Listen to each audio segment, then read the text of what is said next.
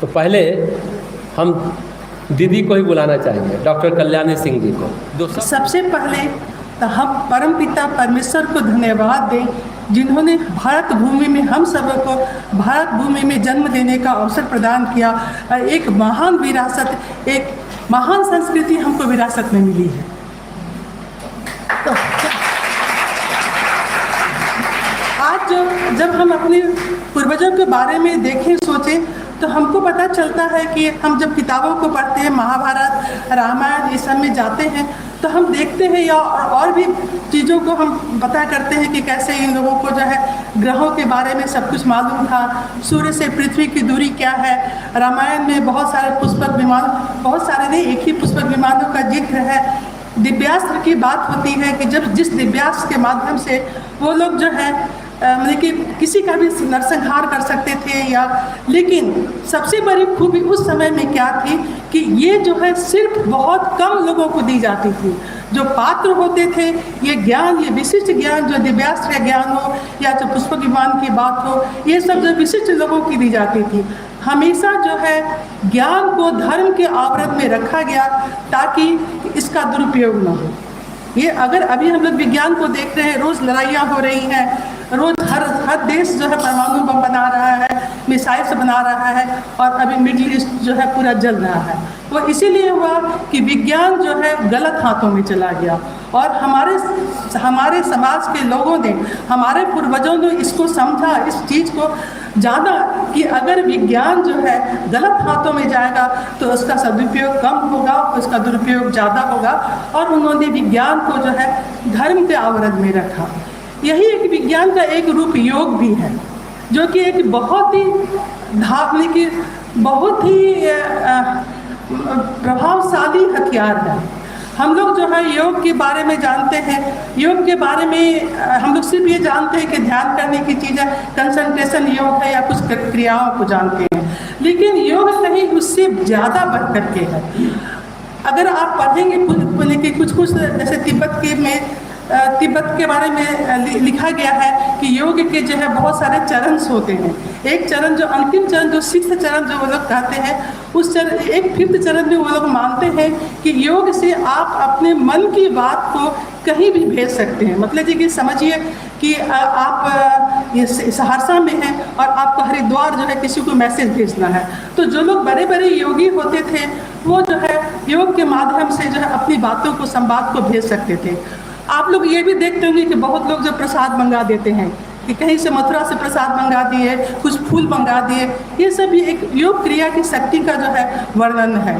और फिर ये भी कहा गया कि नहीं, अंतिम चरण में ये था कि योग के माध्यम से आदमी एक जगह से दूसरी जगह भी जा सकता है, जिसका उदाहरण हम लोग नारद जी के रूप में देखते हैं। नारद जी के बारे में आप सब लोग जानते हैं, सुना होगा उनकी कहानियाँ कि वो कहीं भी विश्व में कहीं भी एक जगह से दूसरी जगह पलक झपकते जो है कर सकते थे, कि भ्रमण कर सकते थे।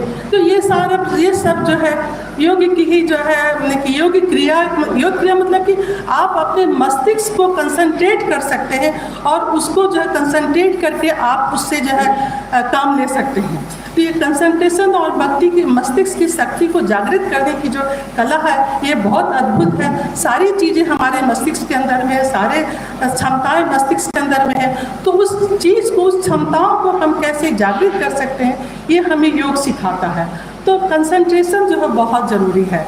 आप योग को ज़रूर सीखें। और ये बहुत, उसके बाद क्या हुआ कि उस पुरानी संस्कृति का हमारा धीरे धीरे जो है बहुत सारी बुराइयाँ आई, धीरे धीरे जो है उसका मतलब कि ये माने कि डाउनफॉल होने लगा। और डाउनफॉल होते होते इतना हो गया कि 800 सालों तक हमारा देश जो है गुलाम रहा, और हमारी संस्कृति का उस समय उस काल में है बहुत ज़्यादा विनाश हुआ। आप सब लोग जानते हैं कि नालंदा में जो विश्वविद्यालय था, जो कि पूरी दुनिया में प्रसिद्ध था, उसमें जो 65 लाख किताबें को जलाया गया। अब आप अंदाज कर सकते हैं कि किसी विश्वविद्यालय में 65 लाख किताबें हों, और उसमें जो आग लगाया गया उसका धुआं जो है वो 6 महीने तक जो है विद्यालय जलता रहा। और तो एक बहुत बुरा समय हमारे देश ने देखा। और उसके बाद फिर जो है हम लोग जो इसका भी कभी कभी मैं सोचती हूँ कि ऐसा क्यों हुआ, हमारा देश जो है इतने समय तक गुलाम क्यों रहा। और मेरे समझ में दो बातें आई। एक तो समझ में आई कि हमारे में जो है एकता का अभाव है, हम लोगों में एकता का अभाव है। हम लोग धर्म में बटे हुए हैं, जातियों में बटे हुए हैं हम लोग, कि अगर किसी पर परेशानी आई तो ऐसा नहीं है अगर किसी ने आक्रमण किया तो हम सब एक मिल करके जो है उस आक्रमण का जवाब दें, वो हम लोगों ने नहीं किया। और जिसका तो दुष्प्रभाव हम लोग को झेलना पड़ा कि हम लोग 800 सालों तक गुलाम रहे और हमारी संस्कृति का विनाश हुआ। उसके बाद लेकिन फिर हम लोग आज़ाद हुए, और इस आज़ादी के काल में लेकिन सबसे बड़ी बात एक ये हुई कि जब कोई देश जब गुलाम होता है, वो भी एक लंबे समय तक के लिए 800 सालों के लिए, तो हम लोग ने देखा कि बहुत सारी संस्कृतियाँ, रोम की संस्कृति भी, ईरान की संस्कृति भी, सबका विनाश हो गया। लेकिन ये हमारी भारतीय हिंदू संस्कृति की महानता था कि इतने सालों की गुलामी के बाद भी यह खत्म नहीं हुआ, ये जो है बना रहा। और आज जो है फिर बहुत ये जैसे कि हमारा शांति कुंज हरिद्वार, हमारे श्री राम जी, हमारे आचार्य, हम भगवती देवी माता भगवती देवी, ये सब लोगों ने और भी बहुत सारे महापुरुषों ने इस संस्कृति को जो है फिर से जीवित करने का, फिर से उत्थान की ओर ले जाने का काम किया, और आज भी कर रहे हैं। और इस कड़ी में एक नाम सहरसा से अरुण कुमार जायसवाल जी का भी है, उनके लिए तो जोरदार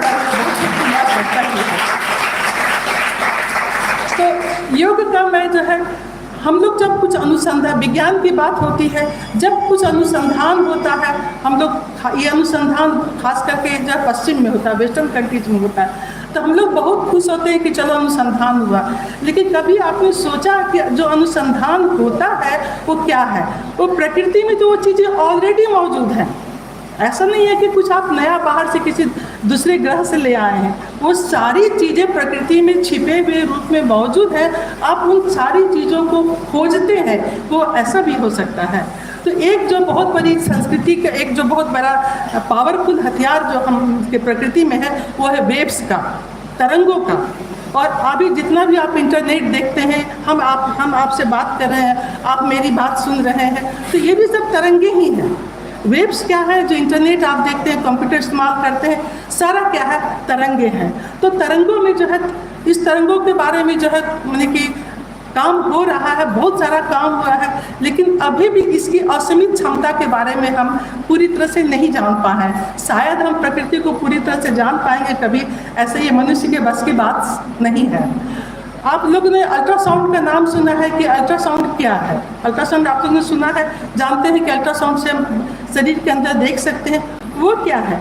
अल्ट्रासाउंड भी एक तरंग है, एक ये होता है, एलिमेंट होता है, पीजो पत्थर जैसा एक पदार्थ होता है, उसको पीजो क्वार्ट्ज बोलते हैं। वो क्या करता है कि उसके माध्यम से, उससे हम जब बिजली उससे प्रवाहित करते हैं, तो वो तरंगों को भेजता है शरीर के अंदर, वो तरंगे जो लौट करके आती हैं, तो फिर वो जो पीजो इलेक्ट्रिक क्वार्ट्ज जो है वो उसको रिसीव करता है, और फिर जो कंप्यूटर पर ला करके उसको जो है ये पिक्चर बना के देता है, और हम उससे देखते हैं कि वो क्या हो रहा है। तो सारी चीज़ें क्या हम देख रहे हैं कि अभी जितने भी अनुसंधान खास करके जो हो रहे हैं, जो भी आप लेजर वगैरह देख रहे हैं, सारी चीज़ों में जो है तरंगों का ये खेल है। और इस तरंगों को जो है आप भी जागृत कर सकते हैं अपने मस्तिष्क के द्वारा, और इसके लिए आपको जो है योग में जाना पड़ेगा। और दूसरी बात मैं ये भी कहना चाहूँगी कि ये तो मानसिक विकास की बात हुई, बुद्धि की बात हुई, लेकिन जो मैं हमेशा जिस चीज़ के लिए चिंतित रहती हूँ वो है आप लोगों का स्वास्थ्य। मैं पहले भी बार बार कहती आई हूँ और आज भी मैं कह रही हूँ, पुराने ज़माने की जो हमारी पुरानी पीढ़ी है, जब आप कंपैरेटिव देखेंगे तो जो पुरानी पीढ़ी जो है वो उनका हेल्थ उतना बुरा नहीं था, लेकिन अभी की जो लड़कियां हैं, बच्चे हैं, उनका जो है हेल्थ जो है ज़्यादा खराब रहता है। तो मैं ये कहूँगी, उनसे मेरा भी आग्रह रहेगा कि वो अपने मानसिक विकास के साथ साथ जो शारीरिक विकास पर भी ध्यान दें और अपने स्वास्थ्य में सुधार लाएं। और ये शारीरिक व्यायाम बहुत ज़रूरी है, शारीरिक विकास के लिए व्यायाम बहुत ज़रूरी है। आप लोग जो है सुनीता विलियम्स का नाम सब लोगों ने सुना होगा।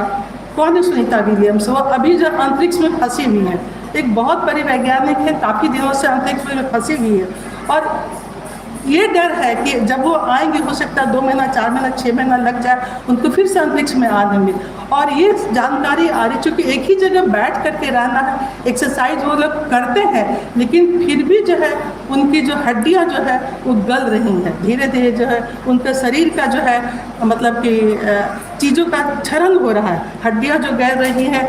और हो सकता है कि जब वो 6 महीना, साल भर के बाद अगर वो बच्चे 2 महीना, 4 महीना, 6 महीना के बाद आए तो शायद जो है उनकी अंगुलियां न रहे, कुछ न रहे, ऐसा कुछ प्रॉब्लम हो सकता है।